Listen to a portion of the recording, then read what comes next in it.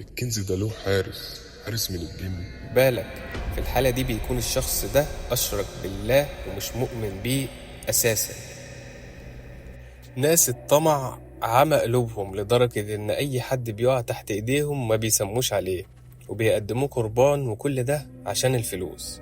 سحر الرصد واحد من أخطر الأعمال السفلية اللي البني آدم عرفها من أيام الحضارات القديمة، ودي مش المرة الأولى اللي هنتكلم فيها عن النوع ده من السحر. هنعمل فيديوهات أكتر عن الموضوع ده، وده بسبب إن الحوادث اللي بتحصل من ورا الموضوع ده كتير وما تتعدش. وعايز أقول لكم برضو إن على الرغم من التكنولوجيا والتقدم اللي احنا وصلنا له، إلا إن لما سيرته بتيجي العقول بتتغابى والطمع بيسيطر عليهم. المشكلة بقى إن القصص والحوادث في الموضوع ده من فظاعتها ممكن أصلا ما تصدقهاش، مش هتدخل دماغك أساسا. يعني هل ممكن يخطر في دماغك إن واحد يخلص على ابنه أو بنته عشان ياخد فلوس؟ وده لو خدها أساسا. وقبل ما أحكي لك عن اللي معانا النهاردة، تعالى في الأول أفكرك إيه هو سحر الرصد. ده اللي هنعرفه في قصتنا النهاردة، وما تنسوش تعملوا لايك وسبسكرايب، وسلام.